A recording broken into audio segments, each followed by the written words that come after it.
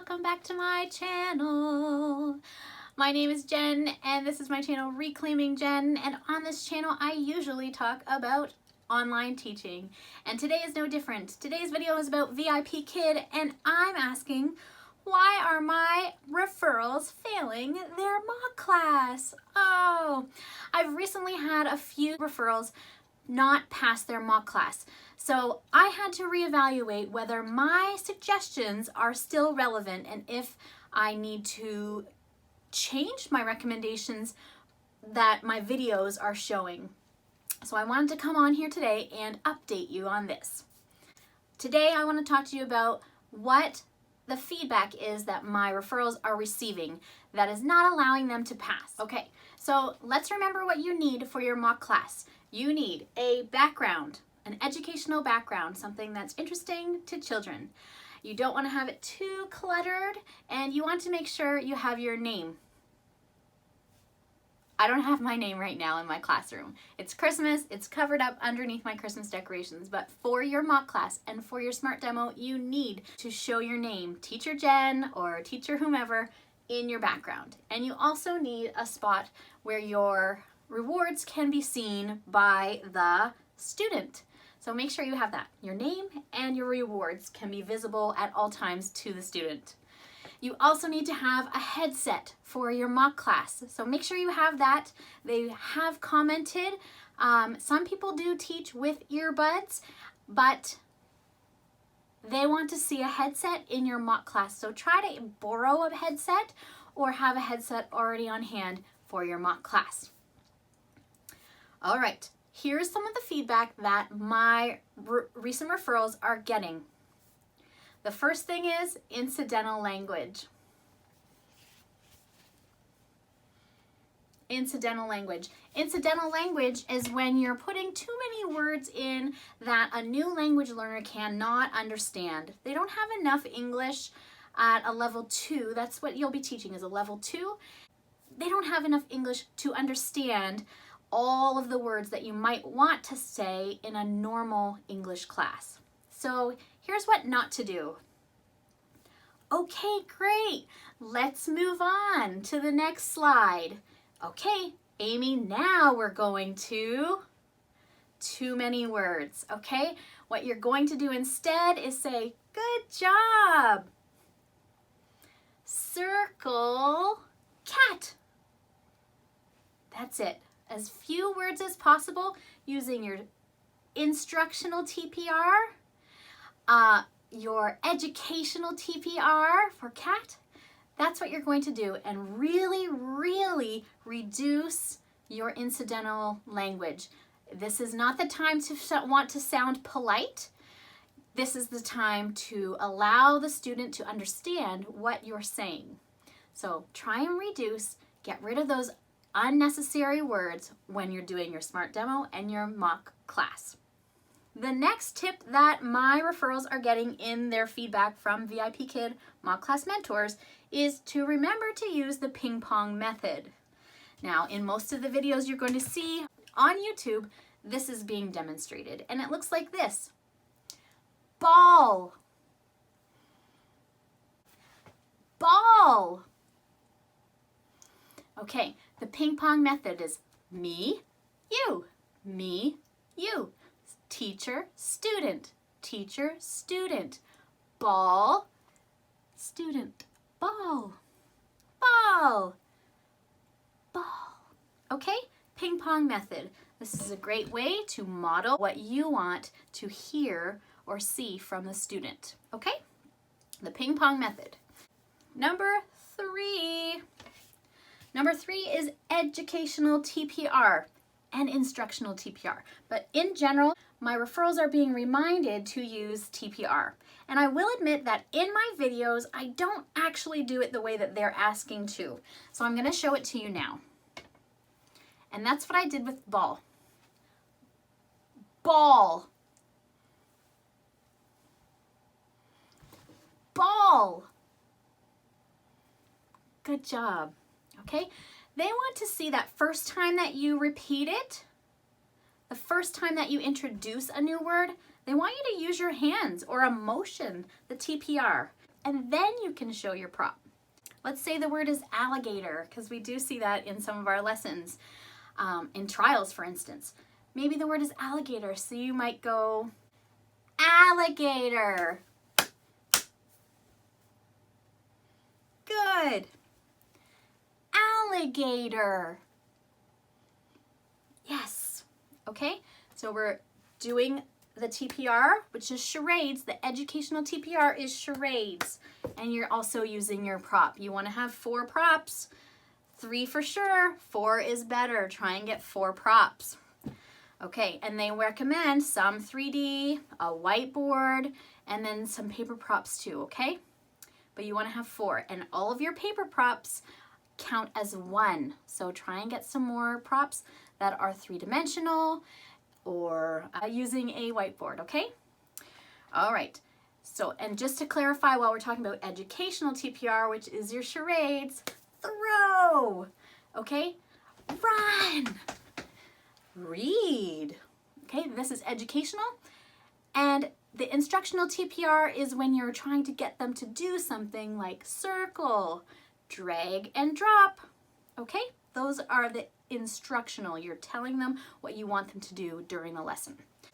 The next recommendation that is coming from my referrals feedback from their mock class mentor is making sure that the teacher is not talking too much.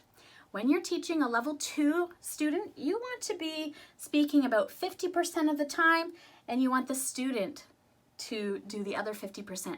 And that goes right back up to the ping pong method. A lot of repetition is what's happening in level 2. And I'm speaking about level 2 because that is the level that your mock class is in, okay? So, and if we are ping-ponging, throw, throw. It's back and forth, it's 50-50. She throws a ball. Good, it's 50-50. So that's where you should be at with the amount of talking that you're doing, okay? Number 5, and the final thing I want to talk about, that this is coming straight from my referrals sending me their feedback from their mock class mentor when they didn't pass, is fostering student independence. What does this mean? P and A. What they want to see is that you are following that method of introducing, practicing, and applying. And they want to see you giving the opportunity for the student to show what they know. So when you're introducing, that's you, teacher. I do. Okay, we're doing I do, we do, you do. The student does it. Okay, so introducing, I'm showing you how to do it. Practicing, we're doing it together, and at the end of that slide, we want to let the student show if they can do it. And then on those A slides, the application, this is the opportunity for the students to show if they can do it on their own. Okay, you can help them if they need it, but you really want to give them the opportunity to see, do they know it already? Great. So for instance, if we are talking about throw, let's do the intro slide. Throw, throw. I throw a ball. Good. It throws a ball. Good. And then on your slide, it's going to have where they want you to ask a question. The next slide, this is the A slide. Amy, who throws a ball? It throws a ball. Yes, it throws a ball. Very good, yes. All right, so you want to see, you're asking those questions on the A slide. Who throws a ball? They throw a ball. Who flies a kite? They fly a kite. She flies a kite. This is your opportunity to let the students shine. Okay, so really pay attention to those notifications in the corner. Is it an I slide, an introductory slide? Is it a practice slide, a P slide? Is it an A slide where the student should be doing most of the answering and you're doing the question asking? Really pay attention to those letters. Okay, just a few other things I want to touch on. Don't forget to reward your student. You're going to pretend to give the stars. Zing! You get a star. Zing! And a stocking. Yay! Okay, put I'm not prepared for that right now. My reward is a game trying to find no Grinch. Do not find the Grinch. So make sure that you are rewarding with stars and with a reward that can be visible. You should give at least 4 rewards during your mock class. Keep in mind your speaking speed. Also, don't forget to listen carefully for your mock class mentor to make mistakes. Just like your students will make mistakes, they might leave off an S on a plural word. They may have the incorrect subject-verb agreement. They may say, "they flies a kite," and you have to positively correct that mistake, okay? For instance, "they flies a kite." They fly a kite. And you can write it, usually I would just circle flies or underline flies a kite. If it's not a sentence on the slide, you can use your whiteboard, okay? My whiteboard is busy right now, but you can use a whiteboard to write the sentence out and underline the place where they made the mistake. So utilize that, listen carefully to your student in your mock class, and don't forget to, when you're introducing new words, you must repeat the word twice in isolation. Throw, okay, and do that TPR. All right, it turns out that I do feel like my videos are still relevant and still up to date. This is my mock class A preparation, my walkthrough, which I'll post here. And then I'll also post my mock class B video walkthrough. These are all still relevant videos, and I hope they will help you with your mock class. If you are one of my referrals and you're struggling to pass the mock class or the SMART demo, please reach out to me. My coaching is free. I'm not too scary, so if you just want to email correspond, I don't mind doing that. We don't have to do a Zoom meeting. It's not obligatory to do a Zoom session. We can interact as much or as little as you'd like. So feel free to interact with me and I will help you. Let's get you passed and hired and teaching. All right, let's do it. Goodbye. What you want the This is a great way to model what you want the This is a great way to model